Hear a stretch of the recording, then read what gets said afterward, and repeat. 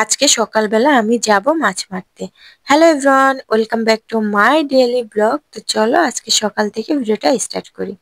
সকালবেলা ঘুম থেকে উঠে দেখি কামলারা মাঠে চলে যাচ্ছে, ওনাদেরকে শ্বশুরাব্বু বাজার থেকে কিনে নিয়ে আসছে। তো চলে গেছে, আর শ্বশুরাব্বু দেখাতে গেছে কোন জমিগুলো আসলে আমাদের আর কোন জমির ধানগুলো টানতে হবে। সব জমির ধান তো আর একেবারে আনা সম্ভব না, কোনোটা কাটা হয়েছে কোনোটা বাঁধা হয়েছে। তো কোনোগুলো যেগুলো আনবে সেটা কালকে পালা দিয়ে রেখে আসতে হয়, তো পালা দিয়ে রেখে আসছে, আজকে সকালবেলায় তাড়াহুড়ো করে তাদেরকে নিয়ে আসতে। তো ওনারা মাঠে চলে গেছে, যেহেতু ধানগুলো বাড়িতে আসবে আর যেই জায়গাটাতে রাখতে হবে সেই জায়গাটাতে কালকেও ধান মলা হয়েছিল, তো সেই ধানের অনেক হুগলি পড়ে আছে। তো ওইগুলো এখন সকালবেলা তাড়াহুড়ো করে ঝাড়ু দিয়ে নিচ্ছে। আসলে কাজের প্রেশারটা এত পরিমাণে যাচ্ছে যে প্রতিদিন ঝাড়ু দিয়ে ওঠা হচ্ছে না, যতটুক না করলেই না। তো অনেকে জ্ঞান দেবে জানি, কিন্তু জ্ঞান নিয়েও কোনো কাজ হচ্ছে না ভাই, একটুও সময় পাই না। সময় পেলে তো কাজ করব। আর এদিকে দেখো আমার ভাগ্নিটা, এটা হচ্ছে আমার ননদের মেয়ে, এর আগে অনেক ভিডিওতে তোমরা দেখেছো।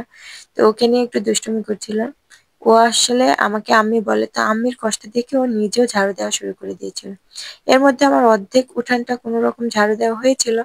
এর মধ্যে চলে আসছে দেখো ধান, বোঝা বোঝা ধান নিয়ে আসছে, যেহেতু 5-6 জন একেবারে গেছে আর একেবারে সবাই একে একে ধান মাথা তুলে নেয়, তো আসতে খুব একটা সময় লাগে না। তো এদিকে দেখছি সবাই বোঝা বোঝা ধান নিয়ে চলে আসছে, 5-6 জন একেবারে। তো এই তো চলে আসছে, তাদেরকে একটু পানি খেতে দেওয়া হয়। আর এই তো দেখো আমার শ্বশুর আব্বুর মাথায় অল্প কয়েকটা আঁটি ধানের বোঝা, এটা দেখে সবাই হাসাহাসি করছিল। আর এর মধ্যে আমি তাড়াহুড়ো করে চলে আসি কি করতে, দেখো মাছ মারতে।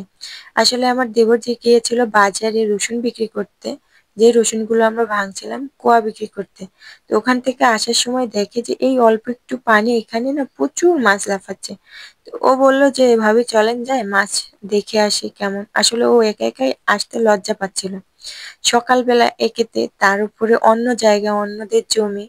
তো ওই জন্য আমরাও আসছিলাম এখানে। আসলে 2-3 বার করে মাছ মারা হয়েছে, যেহেতু এখন রোদ হয়েছে আর পানি এক জায়গায় আছে, সব মাছগুলো এই জায়গাটাতে এসে লাফালাফি করছে। তো সেটা দেখে ও যায়, তো আমি আমার শাশুড়ি মা ননদের মেয়ে মানে সবাই আসছে। তো এখানে আমিও এসে আসলে ভিডিও করার জন্য আসছিলাম, কিন্তু এই মাছগুলো দেখে না আমার এত লোভ লাগছিল। তো আমি কোনোদিনও মাছ মারিনি, আর এই জায়গাটাতে বেশি একটা পানি নেই। তো ভাবলাম যে কয়েকটা মাছ ধরতে পারি কিনা দেখি। তো আমার দেখো কি হাসি, একটা মাছ ধরতে পেরে মনে হচ্ছে আমি বিশ্ব জয় করে ফেলেছি। আসলে কোনো কিছু যেটা করা হয় না বা কোনোদিনও করিনি, সেটা সেই কাজগুলো করতে পারলে মাছ ধরাও কিন্তু একটা আর্ট, সবাই কিন্তু মাছ ধরতে পারে না। তো সেটা আমি মাছ ধরতে পেরে এত খুশি হচ্ছিলাম। তো আলহামদুলিল্লাহ এখানে কয়েকটা আমি মাছ ধরতে পেরেছি। তো অল্প কয়েকটা আসলে কেন জানি হারিয়ে যায়, যেখানেই দেখি মাছ লাফাচ্ছে যাচ্ছে হাঁটছে, আর যখনই হাত দিই না মাছ কোথায় যে হারিয়ে যায়। তো এভাবে আমি পাচ্ছিলাম না, শাশুড়ি মা ওদিকে বকাবকি করছে, মাছ পাচ্ছিস না কিছু পাচ্ছিস না, শুধুমাত্র সকালবেলা কেন কাদা মাটিতে নেমেছিস। তো তারপরেও আমি অপেক্ষা করে একটু মাছ মারছিলাম। তো তারপরেও কোনো কুল কিনারা হয় না, শাশুড়িমা অনেক বকাবকি করছিল। আর রাস্তার সঙ্গে যেহেতু এখন হাটের দিন, আমাদের এখানে হাটের দিনে অনেক গাড়ি ঘোড়া চলে।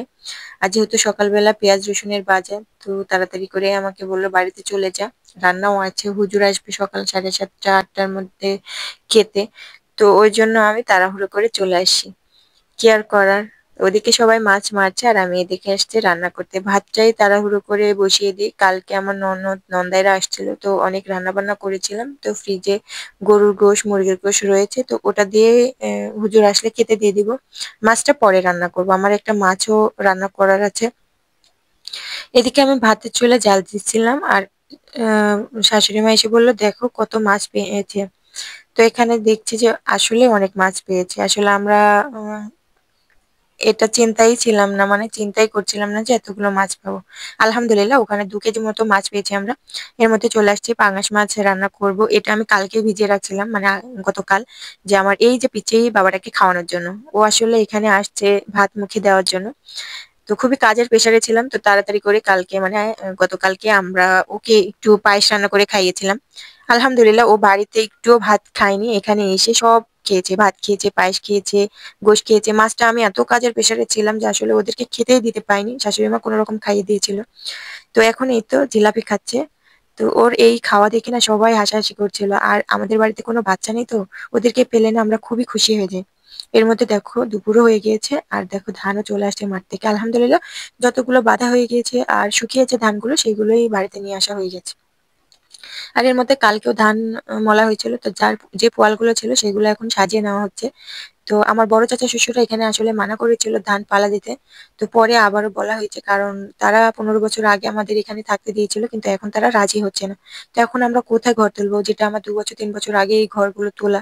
তো এখন হুট করে তো আর আমরা সরিয়ে ফেলতে পারছি না। এখন বাড়িতে ধান আসবে আর ধান তো উঠানে পালা দিয়ে রাখতে পারি না। তো পরে আবারও অনুমতি দিয়েছে। এখন আলহামদুলিল্লাহ আমরা আবার ধান পালা পোয়াল পালা দেওয়া শুরু করে দিয়েছি। তো আজকের মতো এই পর্যন্ত। সবাই ভালো থাকবেন, সুস্থ থাকবেন। আল্লাহ হাফেজ।